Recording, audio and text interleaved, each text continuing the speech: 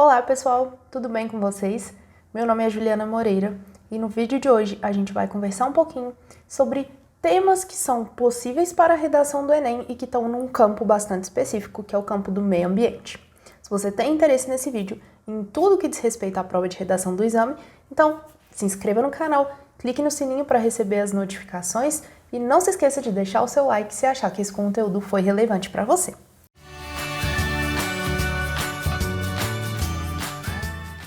Bom, como eu já falei num outro vídeo aqui no canal, eu vou deixar ele aqui na descrição. É um vídeo que eu ensino você a organizar o seu repertório sociocultural. A prova do Enem, ela tem sempre uma temática social relevante. Pode ser uma temática mais política, pode ser uma temática mais voltada, por exemplo, para tecnologia, mas ela é sempre uma temática que interessa à sociedade e contemporaneamente. Então vai tratar de temas que são próximos a nós. Dito isso, lá nesse vídeo eu mostro para vocês que uma das grandes áreas que a gente tem a respeito dessa divisão por temas é a área do meio ambiente. Então quando a gente vai separar o nosso repertório sociocultural, por exemplo, a gente coloca lá nesse quadradinho o que a gente tem como repertório desse globo, né, dessa caixinha do meio ambiente. Claro, eu ensino isso lá e vou repetir aqui, não significa que um repertório tem que ficar restrito a uma caixinha. Pode ser que o mesmo repertório sirva para você discutir meio ambiente e sirva para discutir algum aspecto da saúde. Isso vai acontecer, não tem problema nenhum. Mas, então o que eu vim trazer aqui para vocês são alguns temas possíveis de serem cobrados no Enem.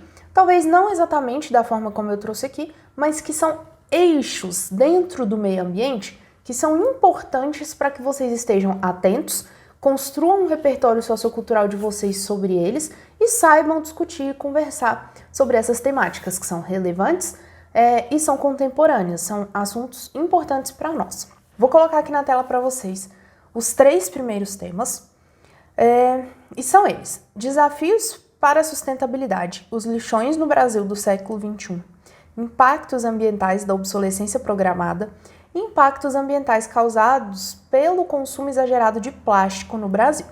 Então vamos entender um pouquinho cada um desses temas primeiro.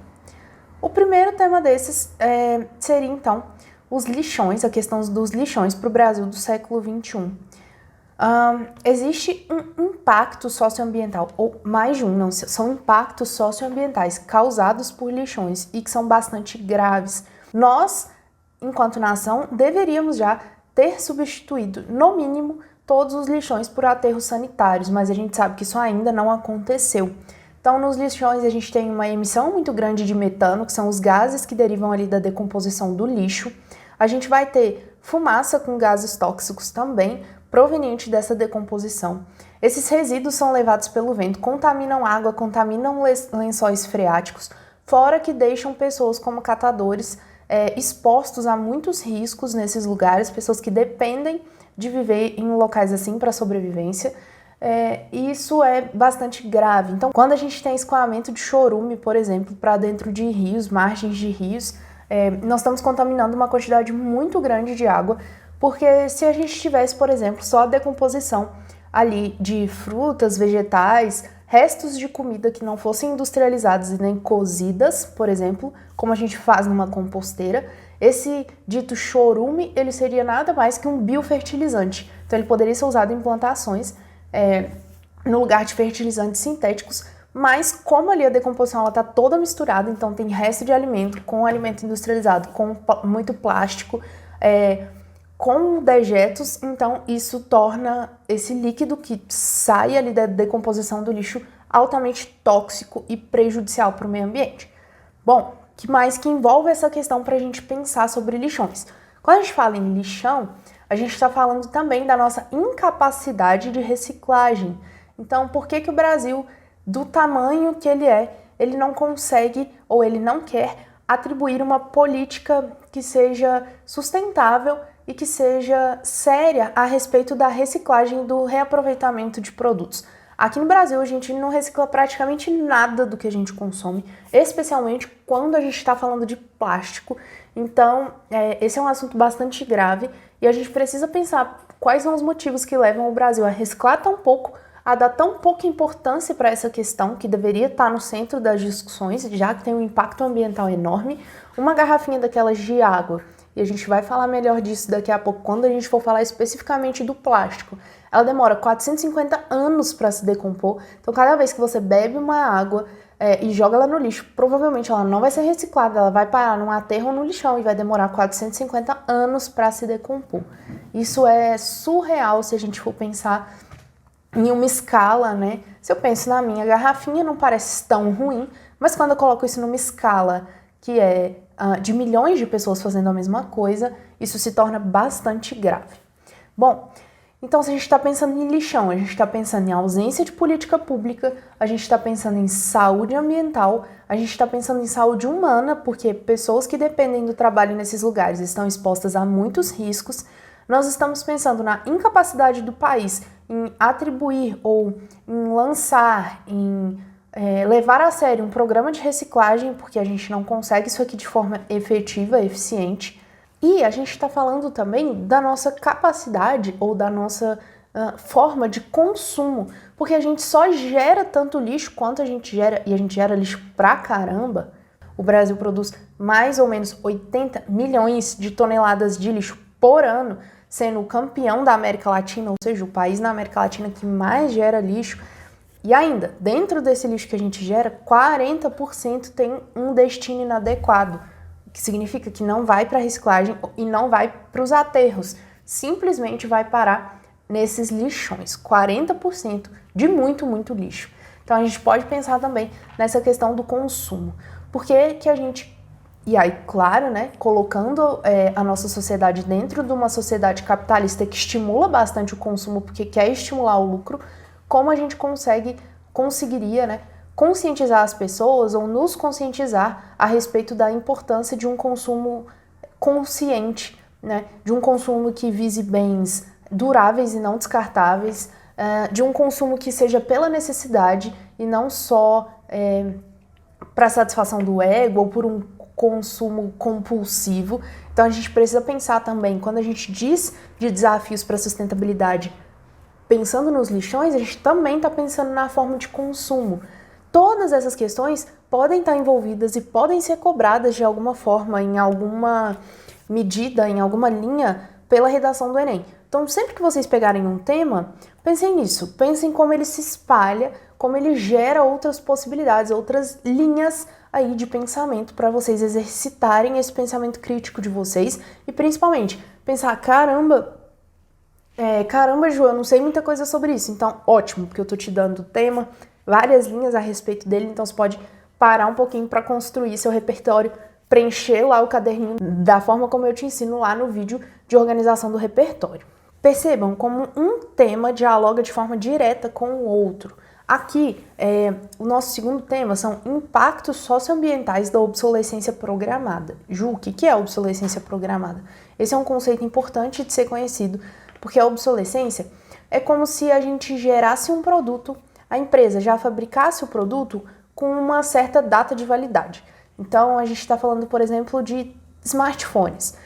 É como se o seu smartphone ele fosse programado para parar de funcionar ou ainda para que o funcionamento dele torne-se insuficiente para que você tenha que adquirir outro telefone com uma data programada. Então, a gente vê isso acontecendo com atualizações. Se a gente pega os iPhones, por exemplo, se a gente está lá no iPhone 3, 4, tem atualizações que param de chegar para esses telefones, então você não consegue atualizar mais o seu aparelho e aí não consegue fazer nenhum download de aplicativo, ele começa a funcionar muito mal, a bateria começa a não dar conta do uso e você tem que trocar de aparelho. Então é como se ele tivesse uma vida útil. E claro, a gente sabe que esses aparelhos têm vida útil, mas é como se na obsolescência programada os fabricantes reduzissem propositalmente essa vida útil. Por que isso? Pensem comigo, uma lâmpada ela poderia durar 50 anos. Mas, para uma empresa de lâmpadas, se a lâmpada durasse 50 anos, isso seria decretar falência, porque a gente não ia comprar lâmpadas. Mas a gente agora tem lâmpadas, ou duas coisas acontecem. Ou a lâmpada queima muito facilmente, então em um ano a lâmpada queima, e aí você precisa trocar, ou eles lançam coisas diferentes o tempo todo. Então, agora a gente tinha lá a lâmpada incandescente, não, agora tem a lâmpada fluorescente, não, mas espera aí, porque agora a gente tem uma lâmpada de LED, e aí a gente não troca mais porque a lâmpada deixou de funcionar, mas a gente começa a trocar porque lançou algo que é promissor e que parece ser muito melhor para nós. Essa lâmpada de LED aqui, ela economiza 80% da sua energia. Tá, mas eu não posso esperar minha lâmpada queimar para trocar para essa? E parece que não, assim, parece que você está cometendo um crime contra a humanidade se você não espera a sua lâmpada fluorescente queimar para colocar uma que gasta menos energia no lugar. Porque a publicidade e a forma como essas coisas são impostas para nós são tão fortes que a gente acaba fazendo mesmo essa troca achando que está super ajudando o meio ambiente, porque está economizando energia, eu vou pagar menos na minha conta de luz e tal, mas a gente não pensa que quando isso acontece, a gente está jogando fora aquilo que poderia ter mais uso, mais anos de uso, e a gente está sendo vítimas aí da obsolescência programada. Então, entendendo o que é essa obsolescência, vocês também vão entender que ela gera um impacto ambiental muito grande. Bom, então pensando nessas duas vertentes, ou o seu aparelho vai ser programado de fato para parar de funcionar em um curto período de tempo, você ser obrigado a trocar, ou eles vão conseguir te convencer a partir das mídias e das publicidades que aquilo que você tem já não é mais suficiente porque saiu um modelo superior. E aí a gente consegue perceber isso quando grandes empresas, como a Samsung, por exemplo, ela lança dois aparelhos que seriam como a atualização do outro, né? Tipo, esse aqui é o modelo 1.0, esse aqui é o modelo 2.0, porque ele é muito melhor, ele tem muito mais tecnologia. E assim, parece uma coisa extraordinária a diferença dos dois, mas eles foram lançados com uma diferença de 6 meses. É sério que em 6 meses a Samsung conseguiu desenvolver tudo isso? Ela não sabia disso ainda quando ela lançou o anterior? Ou ela solta isso em um curto espaço de tempo exatamente para fazer com que você que comprou o 1.0 agora queira o 2.0, porque ele tem outro tipo de tecnologia, ele é muito melhor para você. Então a gente tem que pensar nisso. De novo, a gente volta para a questão do consumo e a gente vem ainda para uma questão muito importante que seria o impacto ambiental, porque esses aparelhos tecnológicos, a gente pensa no descarte de bateria de telefone, cartucho, toner de impressora, todas essas coisas que parecem, vou pôr no lixo, pilha, bateria, tudo isso gera um impacto ambiental tremendo. Então, tanto para poluir com gases tóxicos, quanto e principalmente na poluição de água, por causa das micropartículas que são liberadas desses compostos. Então, pessoal, não é algo tranquilo, assim, não é ok pensar dessa forma. E a gente precisa começar a cobrar dessas empresas e também ter um olhar atento para como que elas recolhem esses aparelhos, ou como que o processo de reciclagem deles acontece. O que eu faço com o meu aparelho antigo, já que eu não posso jogar no lixo? A maioria das pessoas, vão dizer, 95% da nossa população não sabe o que tem que fazer. E muitas vezes não sabe que não tem que jogar no lixo. Por que a gente não se preocupa com isso? E aí pensar na obsolescência programada, nas formas de consumo, na ausência e negligência de políticas públicas para isso. E na falta de informação e educação ambiental das pessoas. E aí tem a ver com as escolas. E pensar também na ideia do lucro, né? Que a obsolescência programada existe para manter o lucro das empresas, senão não faria sentido. Então, de novo, aí é um tema que está dentro do meio ambiente, que possui inúmeros recortes para vocês pesquisarem à vontade aí. Bom, por último aqui, nessa tríade, né, nesses 3 temas que eu separei para vocês, a gente tem os impactos ambientais causados pelo consumo exagerado de plástico no Brasil. Vejam bem, por que eu trouxe esse recorte? Ju, mas não podia ser pelo consumo exagerado de qualquer coisa, porque tudo gera impacto ambiental, já que nada a gente joga fora, porque não existe o fora? Poderia. Mas por que eu tô focando no plástico? É uma discussão recente, é uma discussão muito, muito pertinente para nós, e é algo que vem sendo bastante discutido. Então, talvez ter essa atenção maior com o plástico seja importante. Porque cada vez mais as coisas que a gente consome são compostas por plástico. A gente tem um consumo absurdo de plástico. O plástico, ele não é durável, né? A gente bebe água num copo descartável, esse copo é de plástico, a gente vai beber uma vez e vai jogar ele fora, e ele vai ficar 400 anos para se decompor. Sacolinha de plástico no supermercado. É muito recente a nossa conquista de que as sacolinhas passassem a ser biodegradáveis, mas a gente ainda tem outras coisas que são muito usadas, como os copos, as garrafas de plástico, as fraldas de criança que são plástico. Então, fora tudo que compõe os nossos aparelhos e as coisas que a gente compra no dia a dia, que o plástico está ali integrado, a gente nem percebe. Bom, e aí, por que isso ficou tão em alta? E eu acho bem importante vocês terem atenção com o plástico. Bom, o que a gente tem de dados sobre o plástico? Que o Brasil é um péssimo exemplo, porque ele consome plástico pra caramba, enquanto a média mundial de reciclagem desse plástico é de cerca de 9%, segundo o último relatório da ONU, a média do Brasil é de 1,2%. Então a gente não tá só lá atrás, a gente tá muito lá atrás.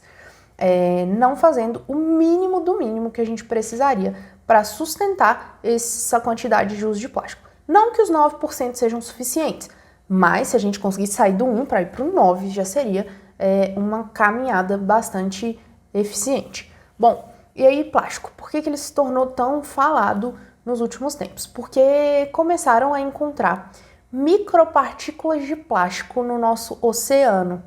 E aí, uma coisa é você ter a garrafa de plástico lá no oceano. Alguns animais vão tentar se alimentar dessa garrafa e vão acabar morrendo por isso, a gente sabe que isso acontece. Mas outra coisa é você ter micropartículas de plástico, porque essas micropartículas são tão pequenas que elas vão acabar sendo filtradas de alguma forma por esses animais marinhos, nem com a intenção de comer, eles não estavam nem vendo aquilo, mas isso passa a interferir no ecossistema. Então, eles estavam encontrando peixes em grandes quantidades morrendo, e aí foram investigar, e esses peixes tinham muitas micropartículas de plástico dentro do estômago. Então é algo que chegou nos oceanos e não chegou de uma forma tranquila, porque isso não dá para tirar de lá. A garrafa eu ainda consigo tirar, né? Claro que não tudo, mas de alguma forma é algo físico. As micropartículas eu não consigo, é como se ela estivesse fazendo parte ali daquele ecossistema agora, o que é algo bastante grave.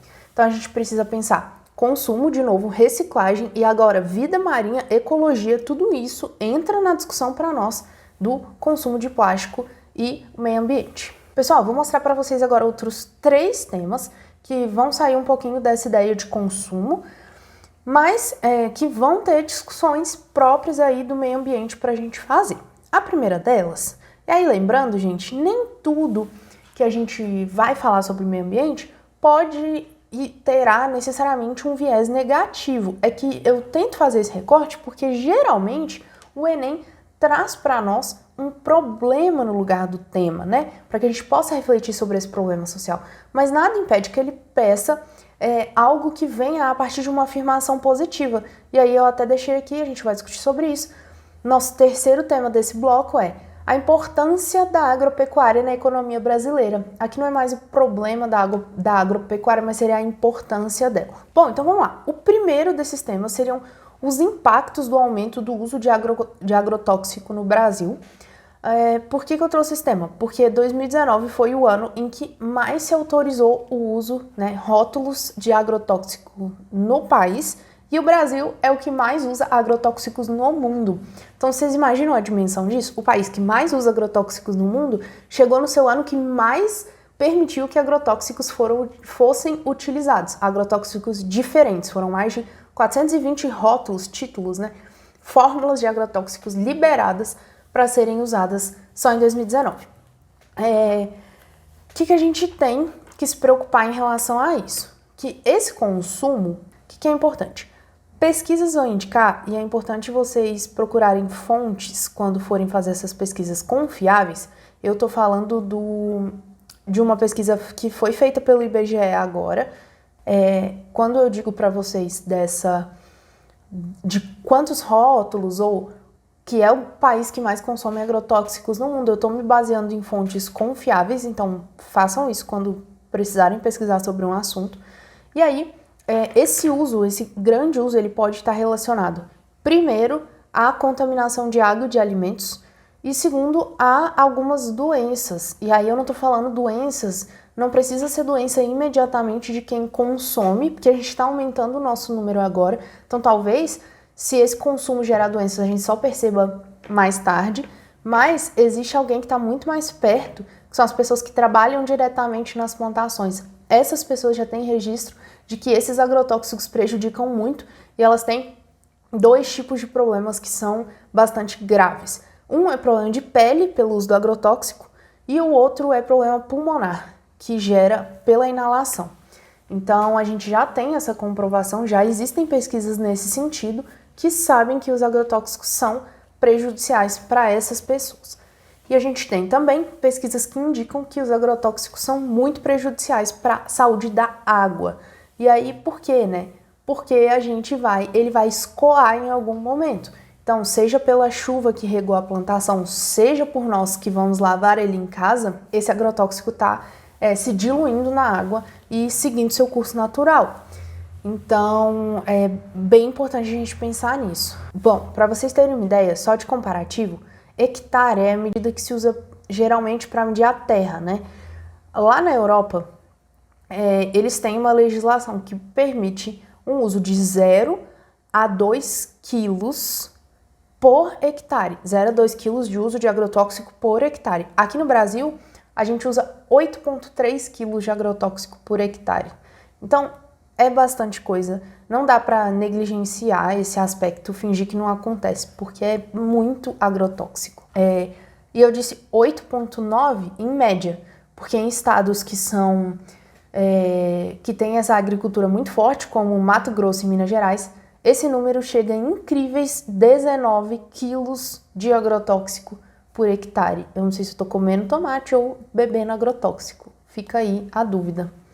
Bom, a soja é a nossa fonte maior de agrotóxico, cerca de metade, 50%. Pessoal, esses dados que eu estou usando aqui vocês encontram facilmente no G1, porque eu me baseei lá em alguns outros sites que replicavam a mesma informação. Então, eles estão pautados em pesquisas de agências internacionais e também do próprio IBGE para poder trazer alguns desses dados que eu apresentei aqui para vocês, mas eu só apresentei todos esses para dizer que a gente está tratando de algo que merece uma discussão séria, que é uma temática de relevância e que pode vir a cair no Enem, e aí pode ser impactos do aumento do uso negativo, mas a gente precisa pensar que você pode atribuir uma questão positiva para isso. E aí, por isso, eu vou para o terceiro tema que eu vou colocar aqui na tela, eu vou sair desse para a gente ir para a importância da agropecuária para a economia brasileira. Por que isso? Por que eu fiz essa transição? Para a gente fazer esse diálogo. Impactos do aumento tende a ser negativo, porque a gente sabe dos riscos do uso de tanto agrotóxico assim, baseado na legislação de outros países e em estudos internacionais. Ok. Só que o Brasil é um país que 20% do PIB depende da agroexportação. Ou seja, 20% do nosso PIB é gerado pela agropecuária. A gente consegue um resultado muito melhor na parte do agro se a gente tiver um uso maior de agrotóxico.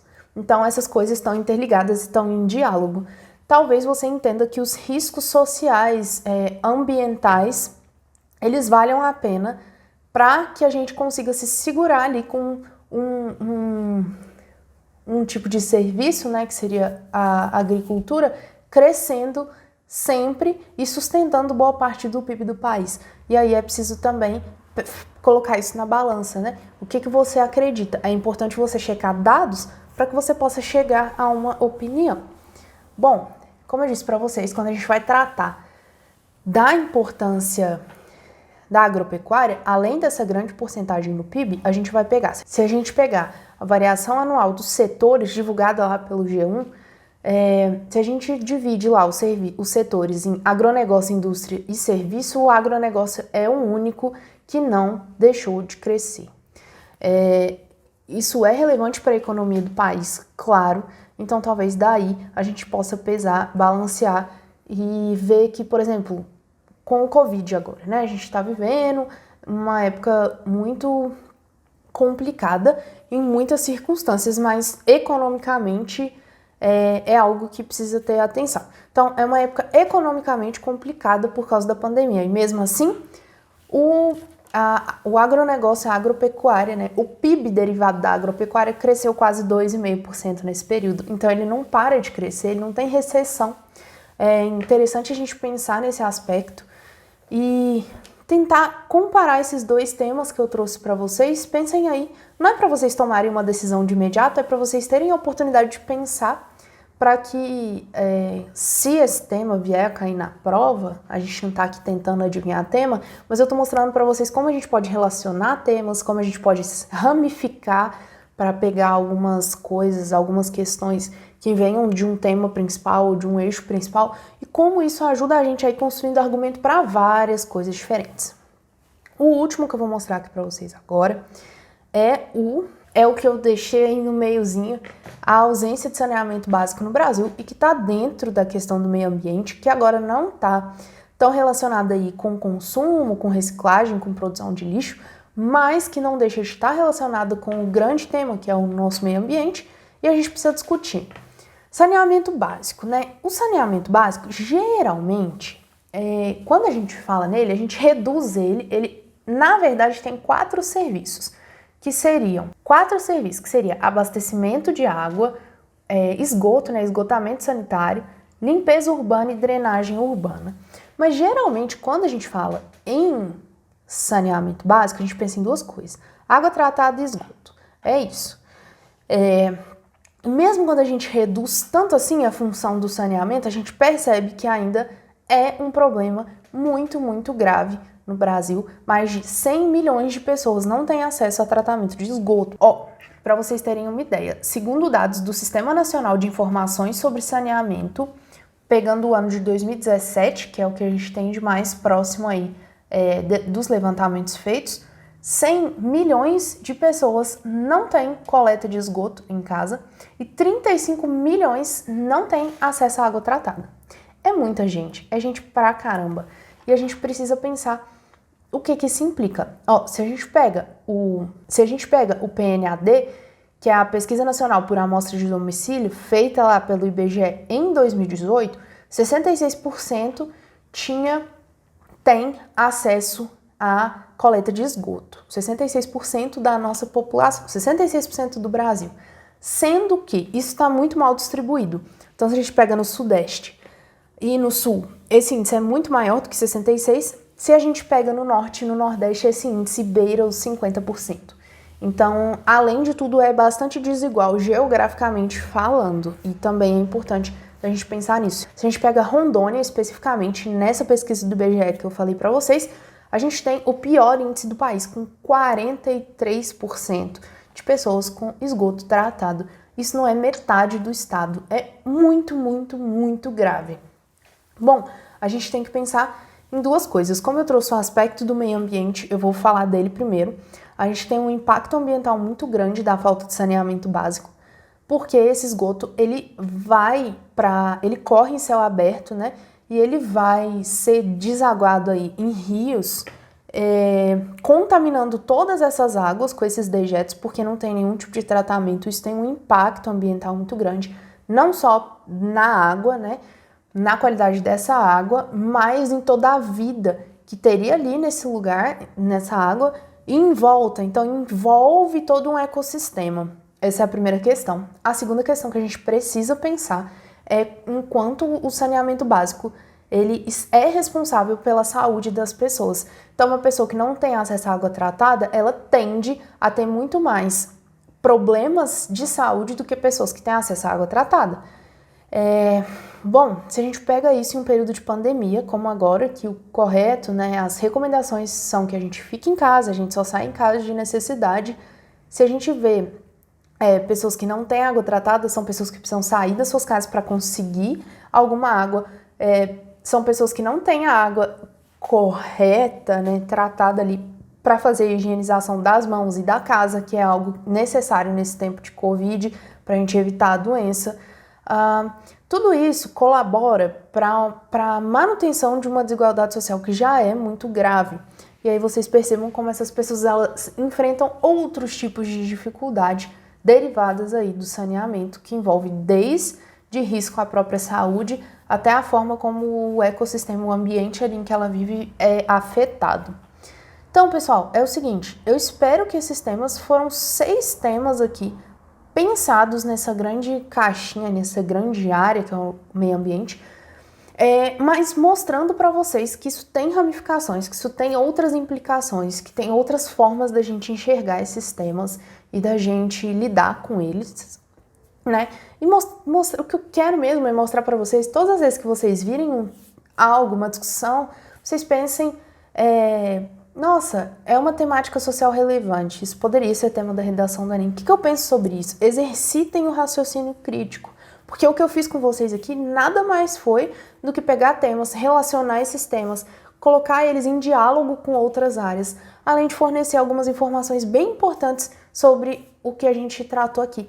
Então, tentem fazer isso, um exercício individual mesmo, porque isso ajuda muito, muito a construir argumentação e a construir repertório sobre temas que possam aparecer na redação.